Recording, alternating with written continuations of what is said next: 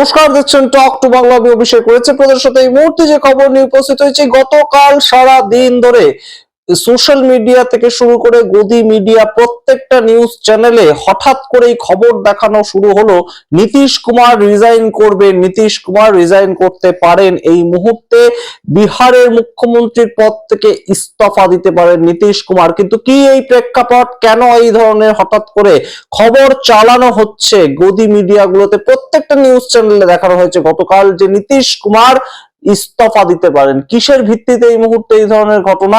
তার কারণ কোথাও গিয়ে operation Amit Shah, operation lotus সেটা আবার অ্যাক্টিভ হচ্ছে বিহারে, যখন নীতিশ কুমার বেশ খানিকটা চাপেই রয়েছেন হিজাব ঘটনাটা নিয়ে। তিনি একজন অ্যাপয়েন্টমেন্ট দিতে গিয়ে একজন মহিলা ডাক্তারবাবু, সংখ্যালঘু মহিলা ডাক্তারবাবু, তাকে তার হিজাব ধরে টেনেছেন, যেটা অবশ্যই সমালোচনার যোগ্য, যেটা অবশ্যই এই মুহূর্তে সারা পৃথিবীতে একটা খবর হয়ে গিয়েছে। কিন্তু এখনো পর্যন্ত নীতিশ কুমারের কাছ থেকে কোনো ধরনের কোনো ক্ষমা প্রার্থনা আসেনি। নীতিশ কুমার কয়েকদিন আগে আপনাদেরকে জানিয়েছিলাম যে গিয়েছিলেন দিল্লিতে লাল্লান সিং এর সঙ্গে, এবং লাল্লান সিং এর সঙ্গে তিনি দিল্লিতে গিয়ে নরেন্দ্র মোদী এবং অমিত শাহ দুজনের সঙ্গে বৈঠক করেন, এবং শুধুমাত্র তারা দুজন গিয়েছিলেন তেমন নয়, তার সঙ্গে সম্রাট চৌধুরী তাকেও দেখা গিয়েছিল সেই যে ক্লোজ ডোর বৈঠকে সেখানে। কিন্তু সেখান থেকে খবর উঠে এসেছিল, যেটা আমরা আপনাদেরকে জানিয়েছিলাম, যে নীতিশ কুমার এখনই ইস্তফা দিচ্ছেন না, তেমন কোনো প্ল্যান দেশের প্রধানমন্ত্রী নরেন্দ্র মোদীর এখন নেই।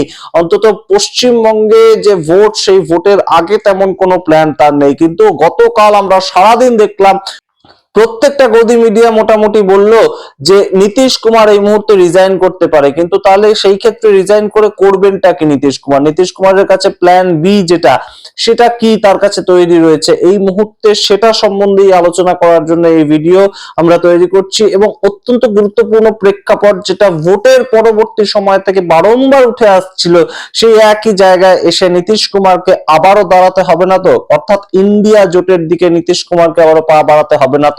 তেমন একটা প্রেক্ষাপট তৈরি হয়েছে। তার কারণ নীতিশ কুমার এখনো পর্যন্ত চাপ যেটা দেওয়া হচ্ছে বিজেপির তরফ থেকে সেটা তো নিচ্ছেনই, এবং তার সঙ্গে নীতিশ কুমার তার নিজের পার্টি সেটাকেও সুরক্ষিত রাখার ক্ষেত্রে বেশ খানিকটা হিমশিম খাচ্ছে, কারণ বিজেপি তার পার্টি ভাঙানোর চেষ্টা করছে। লাল্লান সিং তো অমিত শাহের কোলেই বসে আছেন, সঞ্জয় ঝা অমিত শাহের কোলেই বসে আছেন, এবং বাদবাকি যে এমপিরা রয়েছেন, মূলত 12 জন এমপি ছাড়া নীতিশ কুমারকে ধরে রাখার মতন আর কোনো আকর্ষণ নেই বিজেপির কাছে। এবং সেই আকর্ষণটা কোথাও গিয়ে তারা গুটিয়ে নিতে চাইছেন, লাটাইটা নিজেদের দিকে, সুতোটা টেনে নিতে চাইছেন লাটাইতে। সেই কাজটাই কোথাও গিয়ে নীতিশ কুমার যদি আটকাতে চান, তাহলে সেই ক্ষেত্রে তাকে বড় সড়ো একটা সিদ্ধান্ত নিতে হবে। সেই সিদ্ধান্তটা কি নেবেন নীতিশ কুমার শেষ পর্যন্ত, সেই নিয়ে অবশ্যই বিস্তারিত চর্চা করবো। তার আগে অবশ্যই টক টু বাংলা ইউটিউব চ্যানেলটিকে সাবস্ক্রাইব করে ভিডিও দেখুন শেষ অবধি স্কিপ না করে। আপনারা জানেন এই মুহূর্তে একটা বড় সড়ো প্ল্যান কিন্তু তৈরি করেছে অমিত শাহ। যখন নীতিশ কুমারকে একবার বাগে পাওয়া গিয়েছে, অর্থাৎ নীতিশ কুমারকে নিয়ে চর্চা হচ্ছে, সমালোচনা হচ্ছে, নিন্দার ঝড় বইছে, নীতিশ কুমারের মানসিক স্বাস্থ্য কোনোভাবে সঠিক জায়গায় নেই, সেই ধরনের একটা কথাবার্তা হচ্ছে, সেইখান থেকেই নীতিশ কুমারকে এই মুহূর্তে সরিয়ে দেওয়া হোক, এবং বিজেপির তরফ থেকে বিজেপির একজন মুখ্যমন্ত্রী, ফুল টাইম মুখ্যমন্ত্রী, তাকে বসিয়ে দেওয়া হোক। সেটা নিত্যানন্দ রায় হতে পারেন, সেটা সম্রাট চৌধুরী হতে পারে। মূলত কাজটা একদম সামলাবেন অমিত শাহ দিল্লিতে বসে, এবং তিনি যেমন ভাবে বলবেন, প্রত্যেকটা বিজেপি শাসিত রাজ্যে যেমন সরকার চলছে বিহারেও তেমন সরকার চলবে, এবং জেডিইউ কে দিয়ে দেওয়া হবে একদম সরাসরি ডেপুটি চিফ মিনিস্টারের পদটা। কেন এই ধরনের কথা আমরা বলছি, তার কারণ আপনাদেরকে জানাই। কয়েকদিন আগেই আপনাদেরকে দেখিয়েছিলাম একটা খবর, যে সঞ্জয় ঝা এই মুহূর্তে জেডিইউ এর তরফ থেকে যিনি রাজ্য সভাপতি, সংগঠনের একদম মাথায় বসে আছেন, সেই সঞ্জয় ঝা, তিনি নিশান্ত কুমার, নীতিশ কুমারের ছেলে, তাকে পাশে নিয়ে বলছেন যে এই মুহূর্তে নিশান্ত কুমারের আসা উচিত, তার সরকারি সমস্ত কাজকর্ম বুঝে নেওয়া উচিত। এই ধরনের কথাবার্তা, হঠাৎ করে আসো, তোমাকে বসাবো, যিনি একজন অরাজনৈতিক ব্যক্তিত্ব। নিশান্ত কুমার অরাজনৈতিক, সম্পূর্ণ অরাজনৈতিক একজন ব্যক্তিত্ব, তাকে এই মুহূর্তে কেন হঠাৎ করে জেডিইউ তে আনা, এবং তাকে হঠাৎ করে এতটা গুরুত্ব দেয়া, এইটা নিয়ে প্রশ্ন উঠছে। पार्टी के शुभचिंतक, पार्टी के समर्थक, पार्टी के सब लोग चाहते हैं कि अब आकर के पार्टी में काम करें। हम सब लोग चाहते हैं, अब इन्हीं को फैसला लेना है कि कब ये तय करते हैं और पार्टी में काम करते हैं। যেখানে নীতিশ কুমার বারংবার ইঙ্গিত করেছেন যে আমি যতদিন সক্রিয় রাজনীতিতে আছি ততদিন আমার ছেলে রাজনীতিতে আসুক, আমি চাই না। তাহলে সেই ক্ষেত্রে হঠাৎ করে কেন নিশান্ত কুমারকে এই মুহূর্তে রাজনীতিতে আহ্বান জানাচ্ছেন এই সঞ্জয় ঝা?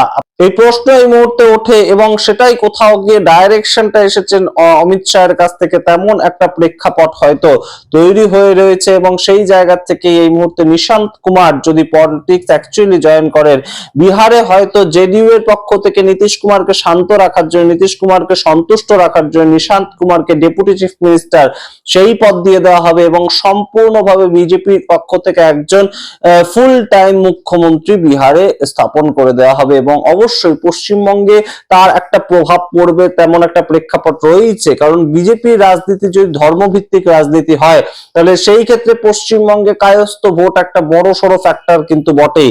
যেমন সংখ্যালঘু ভোট একটা বড় সড়ো ফ্যাক্টর, ঠিক তেমন ভাবে কায়স্থ ভোট সেটাও একটা বড় সড়ো ফ্যাক্টর। তাই নীতিশ কুমারকে সরিয়ে একজন কায়স্থ নাম সেই রকম কিন্তু ঘুরে বেড়াচ্ছে বিহারে। সেইটা যদি অমিত শাহের প্ল্যান হয়, অন্যদিকে আরেকটা প্ল্যান নীতিশ কুমার করছেন। এখনো সেই রকম একটা খবর উঠে আসছে নীতিশ কুমারের দলের তরফ থেকে নীরজ কুমার, তিনি এই মুহূর্তে আরো একটা বড় সড়ো তথ্য সামনে এনেছেন যে আমার সঙ্গে বহু লোকেই টাচে রয়েছে। কারা কারা টাচে রয়েছে? ইন্ডিয়া জোটের তরফ থেকে আরজেডি লালু প্রসাদ যাদবের ছেলে তেজস্বী যাদব, তিনি টাচে রয়েছেন। এবং তার সঙ্গে অবশ্যই উপেন্দ্র কুশওয়াহা, তিনি টাচে রয়েছেন এনডিএর তরফ থেকে।